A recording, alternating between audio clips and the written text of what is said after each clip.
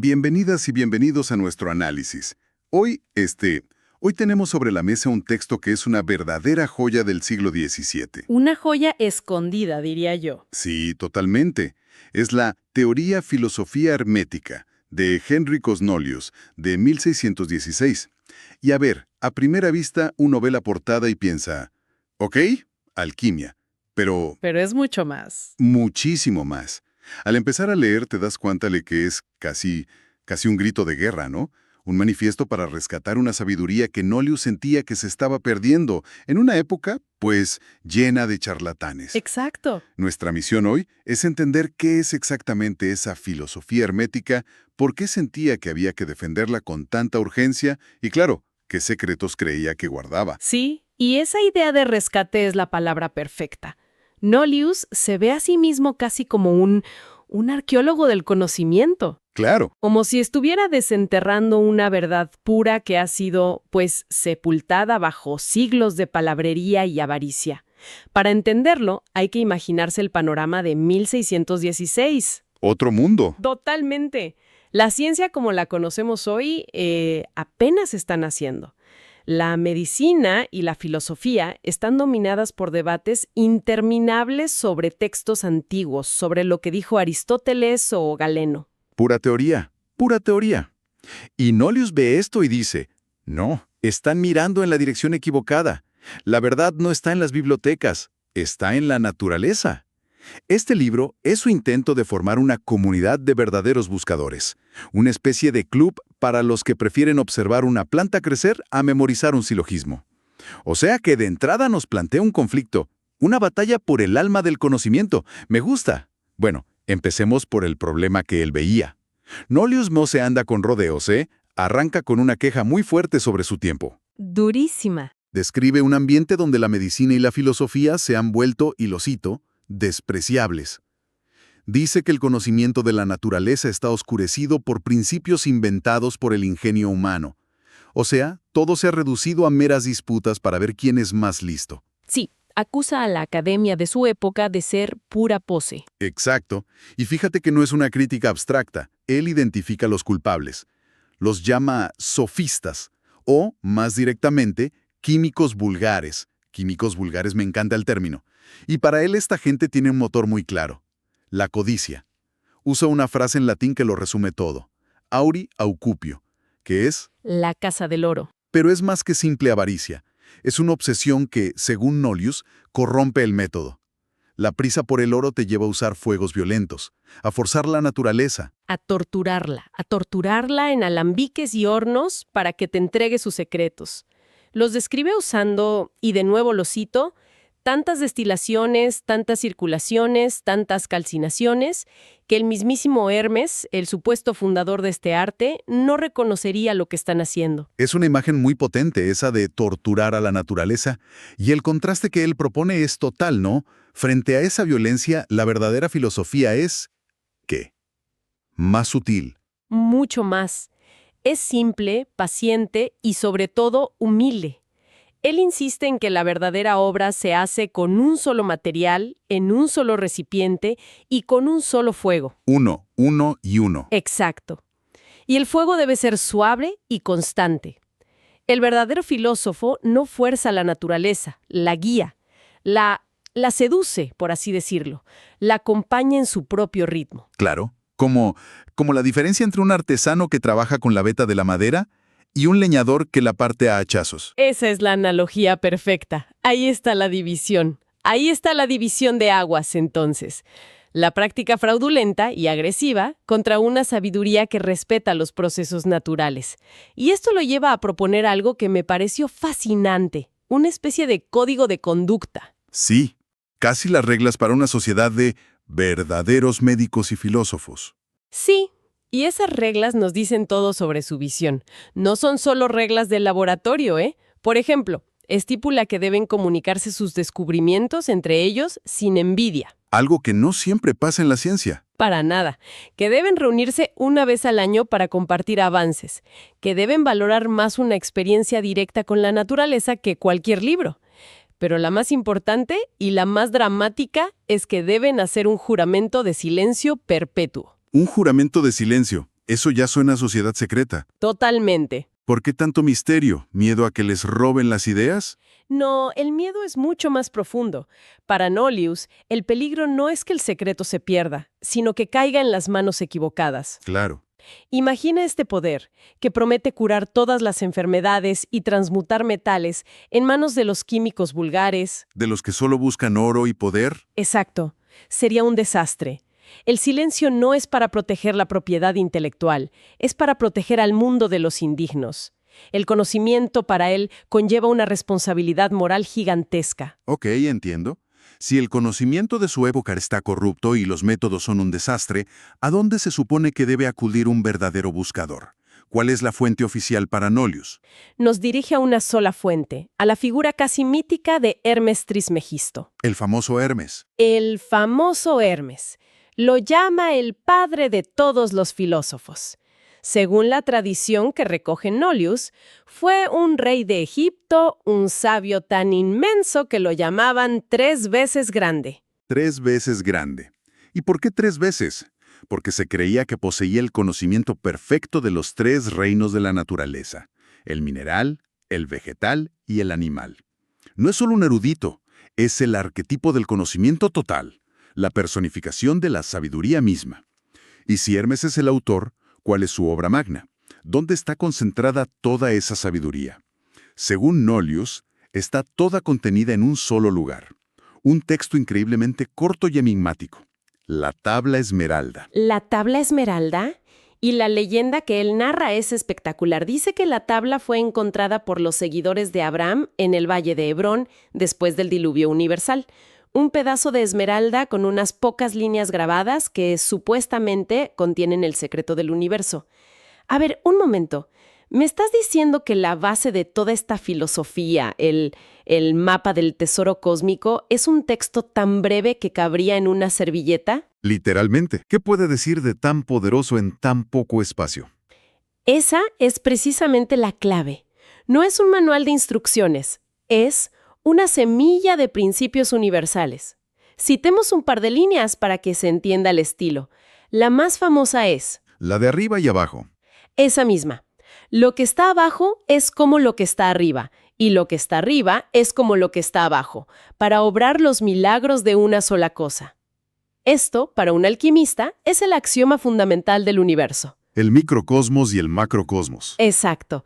Significa que el ser humano es un reflejo del universo y que entendiendo uno, puedes entender el otro. Suena poético, pero ¿cómo se aplica eso en la práctica? Pensemos en otra línea. Su padre es el sol, su madre la luna, el viento lo llevó en su vientre, su nodriza es la tierra. Ok, eso es claramente una metáfora. Obviamente no está hablando de una persona. Está describiendo un proceso cósmico de forma alegórica.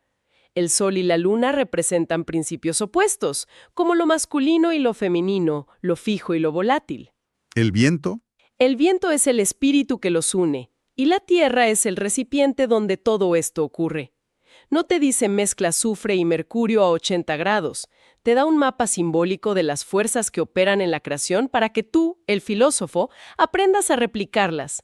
Me llama la atención esa frase de la tabla: los milagros de una sola cosa. Parece que Nolius se obsesiona con esto. Dedica gran parte de su libro a explicar qué es esta cosa única, ¿verdad? Totalmente. Es el corazón del misterio. La llama de muchas formas.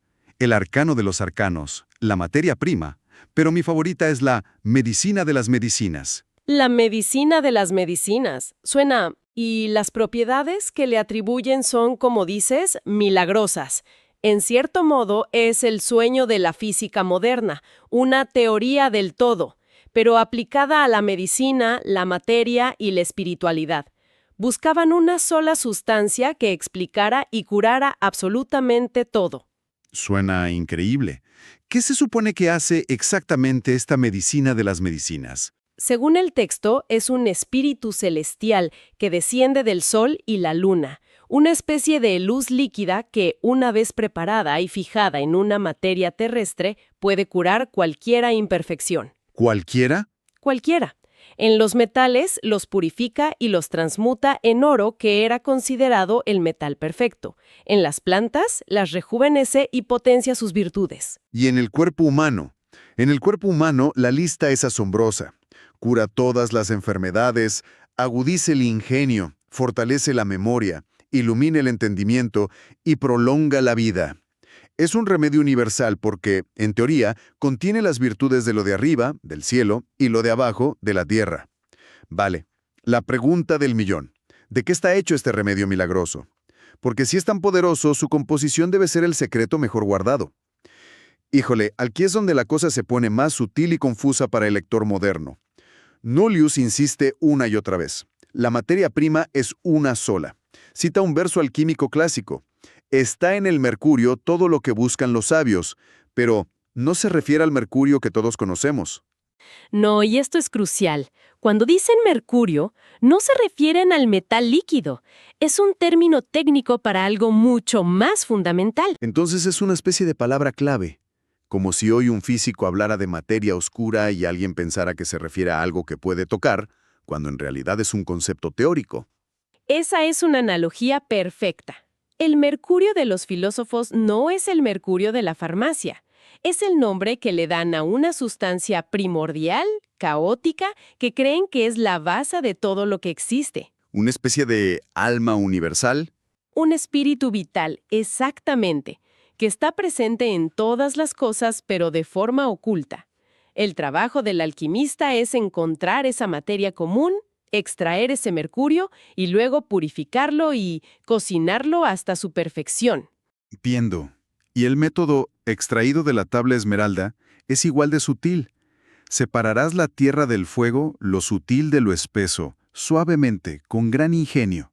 No es fuerza bruta, es un arte delicado, suavemente con gran ingenio. Me encanta esa frase. O sea, no es solo una receta química, necesitas una cualidad personal. Lo que me lleva a pensar, si el conocimiento es tan poderoso y el proceso tan delicado, ¿qué tipo de persona se necesita para llevarlo a cabo? Claro. No cualquiera puede entrar al laboratorio y ponerse a cocinar el universo, ¿o sí? Para nada. Y esta es una de las partes más importantes del libro de Nolius. Deja clarísimo que el camino del verdadero buscador es tanto espiritual y moral como técnico. De hecho, diría que lo moral es un prerequisito. Primero lo moral. Primero, lo moral. La transformación del metal no puede ocurrir sin la transformación del alma del operador. Suena casi como los requisitos para ser un monje, no un científico. Y creo que ese es el punto de Nolius. El laboratorio era una extensión del oratorio. ¿Y cuáles son esos requisitos morales? ¿Qué virtudes debe tener este supercientífico espiritual? La lista es exigente. Debe ser una persona piadosa, humilde, paciente, constante en su trabajo, sobria en sus costumbres y, por encima de todo, no estar movida por la ambición ni la codicia. El gran pecado. El gran pecado. El objetivo final de la gran obra no es la riqueza personal, sino la gloria de Dios y el bien del prójimo. Hay una barrera ética infranqueable para acceder a este poder.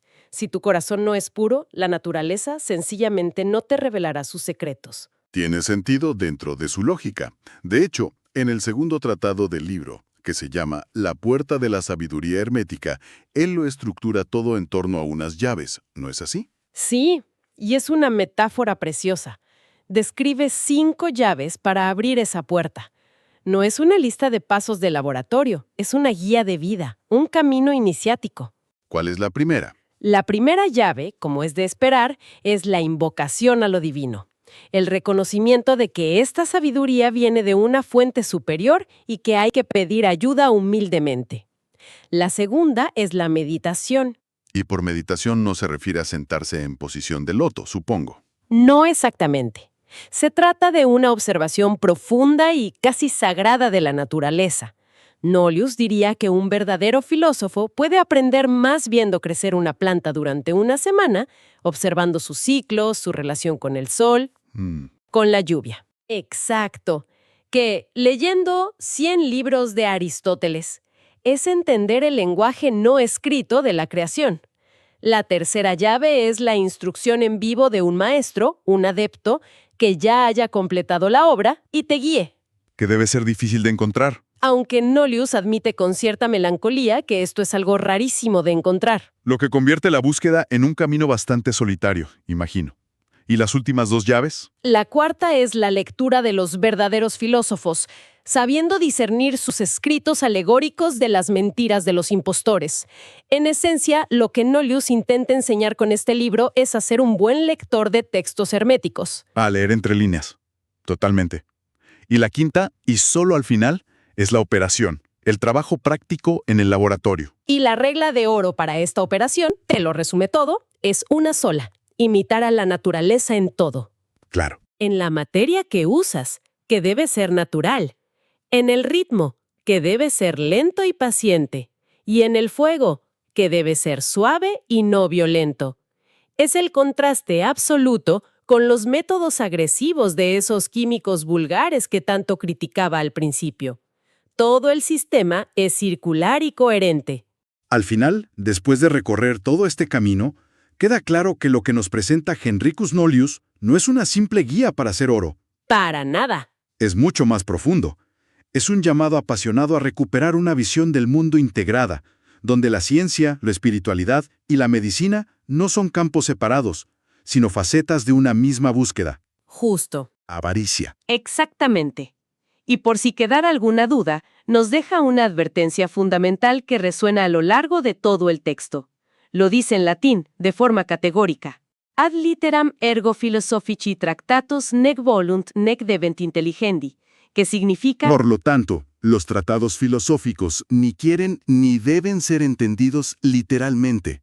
Este es el candado final de la puerta. Te está diciendo que si intentas leer esto como una receta de cocina, vas a fracasar y a perder tu tiempo y tu dinero. El objetivo no es seguir instrucciones. No. Es comprender los principios vivos y operativos de la naturaleza a través de un lenguaje simbólico. Esa idea de que el conocimiento profundo se debe proteger y no revelarse a los indignos es muy potente, y nos deja con una pregunta interesante para reflexionar, sobre todo hoy en día. Sí. En nuestra era de información abierta, donde casi todo está a un clic de distancia y la democratización del conocimiento es un ideal, ¿tiene todavía algún valor la idea de un saber que requiere una preparación moral y espiritual para ser comprendido? Es una pregunta fascinante. ¿O es simplemente una forma de elitismo intelectual que ya no tiene cabida en nuestro mundo? Hay conocimientos que sin la madurez adecuada pueden ser más peligrosos que útiles. Claro. Nolius sin duda creía que sí, y nos invita a pensar si en nuestro afán por saberlo todo, hemos perdido la sabiduría para saber cómo y cuándo usar ese conocimiento.